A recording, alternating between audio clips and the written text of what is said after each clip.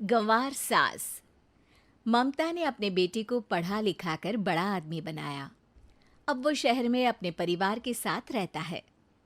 एक दिन ममता का बेटा रोहन अपनी पत्नी आलिया से कहता है, अरे आलिया, सुनो, माँ अब से गांव में नहीं रहेगी। वो हमारे साथ यहीं रहेंगे शहर में। उनका कमरा आज नौकर से बोलकर अच्छे से साफ करवा देना। ओह, आज तो मेरी किटी पार्टी है, फिर मुझे जिम और फिर शॉपिंग। ठीक है, कल करवा दूंगी। अ, अच्छा, लेकिन माँ के सामने ये कपड़े नहीं चलेंगे। हाँ, तुम्हें साड़ी या सूट पहनना होगा। अरे बिल्कुल भी नहीं। मेरे मम्मी पापा ने इतना पैसा लगाकर शादी इसलिए नहीं की थी कि मैं अपनी मर्जी के कपड़े पहन ओढ़ भी ना सकूं। अरे चलो, गुस्सा मत हो, लेकिन कुछ दिन तो माँ की खुशी के लिए कर सकती हो ना। लेकिन आलिया मानती नहीं। माँ आती है सिंपल सी साड़ी, झोला और चप्पल पहनकर। अरे रोहन, मैं इनके साथ कैसे रहूंगी? मेरी फ्रेंड्स क्या कहेंगी? ये तो पूरी गंवार लग रही है। आलिया, माँ गांव में रहती थी इसलिए ऐसी हैं। तुम आज ही माँ के साथ जाकर उनकी पसंद की शॉपिंग करवा देना। इनके साथ घर के अंदर रहना मुश्किल है, बाहर तो मैं कभी भी ना जाऊं। रोहन को आलिया पर गुस्सा आ जाता है। माँ, ओ माँ। हाँ बेटा। वो माँ को ले जाने के लिए उनका हाथ पकड़ता है कि अरे माँ, तेरे हाथ अभी तक इतने कड़े हैं, तूने इसका कोई इलाज नहीं किया? अरे बेटा, इसका कोई इलाज नहीं। वैसे भी मुझे कोई शर्म नहीं कि मेरे हाथ मुलायम नहीं है, क्योंकि इन्हीं हाथों से मेहनत कर मैंने तुझे बनाया है बेटा। अगले दिन। माँ, मैं ऑफिस जा रहा हूँ। कुछ लाना हो तो आलिया को बोलकर फ़ोन करवा देना। रोहन के जाने के बाद, आप ना आज कमरे में ही रहिएगा, घर में पार्टी है, मेरी सहेलियां आ रही हैं, मैं उन लोगों के सामने आपको नहीं ला सकती हूँ।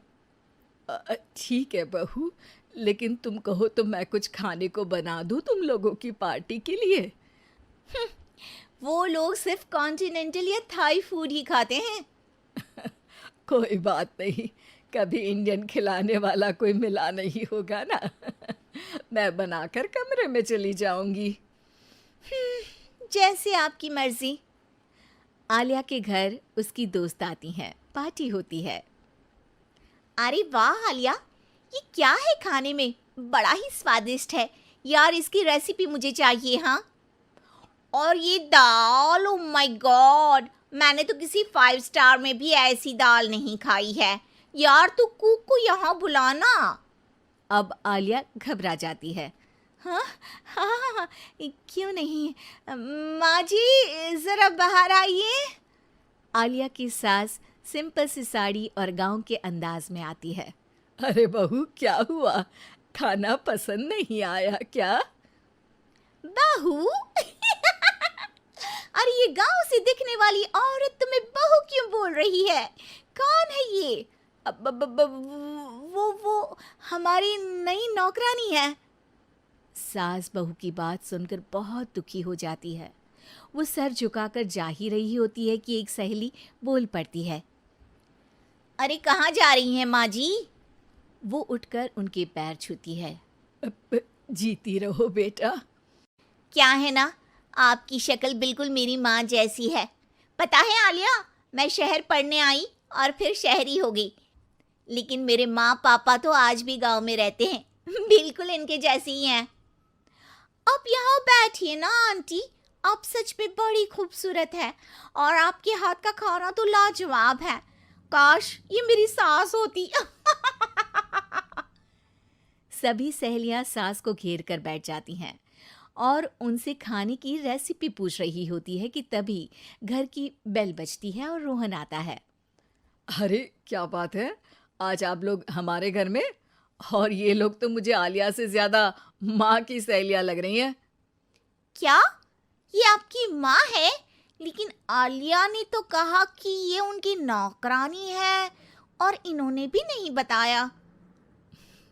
वो नहीं बताएंगी, क्योंकि उनके लिए बच्चों की इज्जत और उनकी खुशी सबसे पहले है। मुझे माफ कर दो, मुझे इन्हें तुम लोगों से मिलवाने में शर्म आ रही थी कि तुम लोग क्या कहती? अरे अब तो हमें शर्म आ रही है कि तुम हम लोगों की सहेली हो। हाँ, जो माँ जैसी सास को नौकरानी बोले वो हमारी सहेली नहीं हो सकती। ये बोलकर सभी वहां से जाने लगती है कि सास बोलती है, आलिया की तरफ से मैं तुम लोगों से माफ़ी मांगती हूँ। उसने जो कहा उसके लिए मैं उसे माफ़ करती हूँ। अब तुम लोग भी उसे माफ़ कर दो, क्योंकि अगर तुम लोगों ने उससे दोस्ती तोड़ी तो फिर मेरे हाथ का खाना कैसे खाओगी? नहीं नहीं आंटी, जरूर आएंगे, लेकिन अब आलिया की नहीं बल्कि आपकी सहेली बनकर।